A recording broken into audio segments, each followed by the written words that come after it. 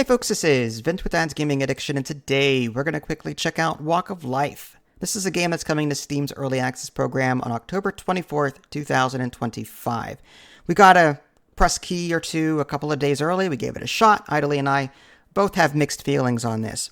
So, it's a life sim game by the same person who did No Time to Relax. And it's actually kind of like a sequel to it.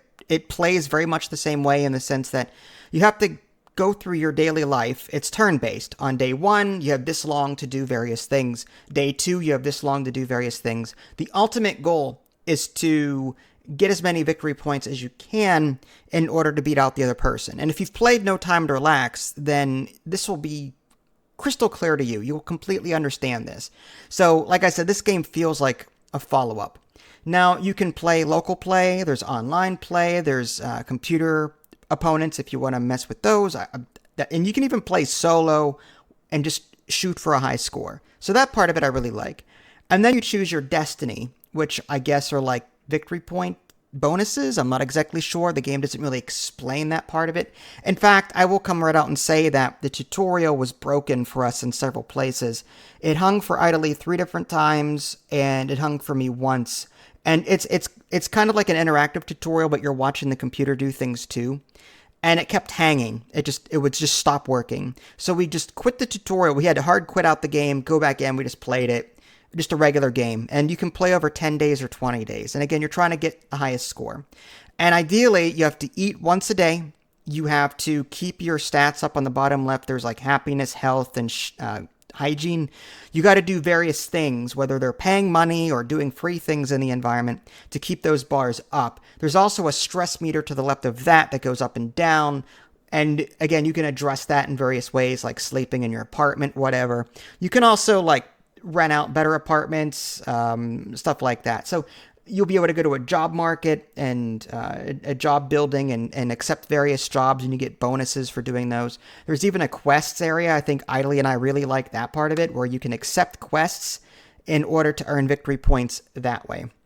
The problems that we had with this game, though, was that things weren't explained well enough.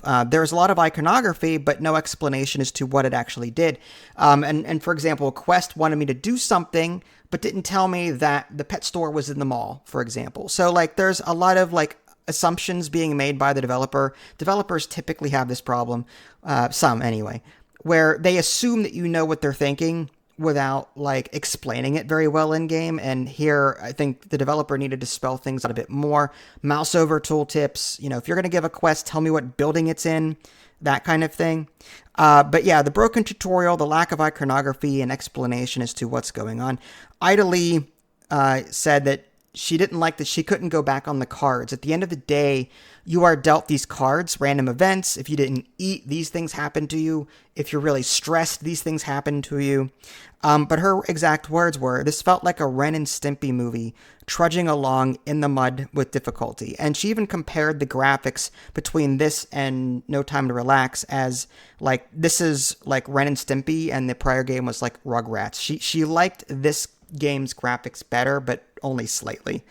So, like, it's not a bad game, but on my side of it, like, the victory point system wasn't explained well enough. In the first one, you were shooting up 4 different tracks, and I clearly knew how to get up on each one. Here, I had no idea how I was doing throughout the entire game. I felt like there was more hidden information than there needed to be. And I felt like the first game, not only did it have a better victory point system that was spelled out better, but it was more intuitive. This game, we didn't know how to do certain things or why certain things were happening half the time. So again, this is a pre-early access build that we're playing right now. Idly gave it a thumbs down. I'm giving it a thumbs up, thumbs down. I like the idea of it, but at the same time, it's just not there. Like, it's still broken in some places. It's No Time to Relax does it better. And it's unfortunate. Like, I know what the developer's trying to do. He's trying to release a sequel that's, gonna be better. It has potential. Don't get me wrong. I am excited to see where this goes. I would rather play, that said, I would rather play No Time to Relax as opposed to this, because it's a fully fleshed out game. and certain things are handled better. Now, will this game get better than the original, No Time to Relax? Probably. Give the developer enough time to work on the game and prove it? Sure. But if I were to compare the two, I would play No Time to Relax right now over this one. So this is going to get a thumbs up, thumbs down from me, and a thumbs down from Ida Lee. So just in the state that it's in right now. But of course, like I said, our opinions will change over the course of time as we come back to it later. Take what we say with a grain of salt. These are just opinions. But I mean, the fact that there are more victory point conditions, I'm excited for that. I want to see that implemented better in the game, so I can clearly see what I'm going for and what I'm doing and how I get there. So anyway, this is Vince. Thanks for watching. I'll catch y'all next time. Take care.